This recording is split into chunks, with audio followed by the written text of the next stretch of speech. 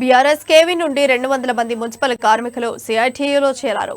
పట్టణంలోని సంఘం జిల్లా కార్యాలయంలో ఏర్పాటు చేసిన చేరికల కార్యక్రమంలో వారంతా బీఆర్ఎస్ కేవీ జిల్లా కన్వీనర్ అగ్గిమల్ల స్వామి ఆధ్వర్యంలో సిఐటియులో చేరారు. వారందరికీ సిఐటియు జిల్లా ప్రధాన కార్యదర్శి అన్నముల కిరణ్, ఉపాధ్యక్షులు దర్శనాల మల్లేష్ కండువాలు కప్పి సంఘంలోకి సాదరంగా ఆహ్వానాన్ని పలికారు.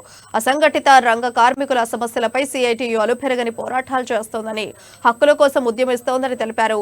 మున్సిపల్ కార్మికుల చేరికతో సంఘం మరింత బలోపేతమైందన్నారు. కార్మికులు ఎదుర్కొంటున్న సమస్యల పరిష్కారం కోసం ప్రభుత్వాలపై ఒత్తిడి తీసుకొస్తామని, అన్ని వేళలా అండగా ఉంటామని భరోసా కల్పించారు.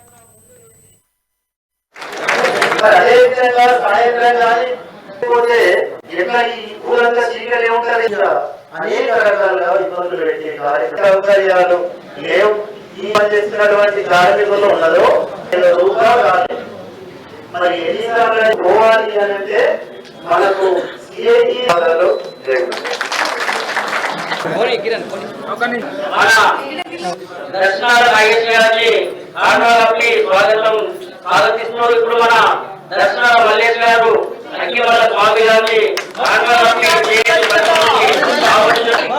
మున్సిపల్ కార్మికులు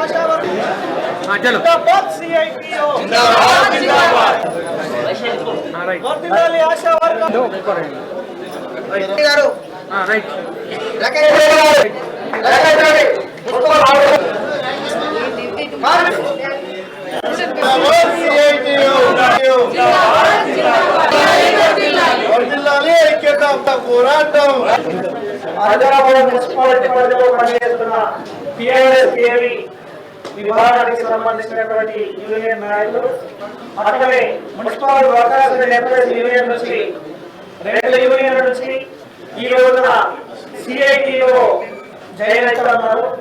అట్లనే టిఆర్ఎస్ కేవీ విభాగం నుంచి ఆశా వర్కర్స్ యూనియన్ నుంచి కూడా సిఐటిలో జాయిన్ అవుతూ ఉన్నారు. అందరికీ సిఐటిలు జిల్లా సభ్యుల తరఫున స్వాగతం తెలియజేస్తా ఉన్నాం.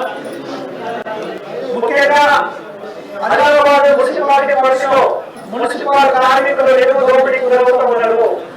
దాదాపు 1,36,00,000 రూపాయలు ఈపీఎఫ్ జమ చేయకుండా అధికారులు, ప్రజాప్రతినిధులు వాడుకున్నారు. అట్లనే గత 10 నెలల నుంచి, దాదాపు సంవత్సర కాలం నుంచి ఈపీఎఫ్లు పనిచేస్తూ ఉన్న డబ్బుల్ని జమ చేయట్లేదు.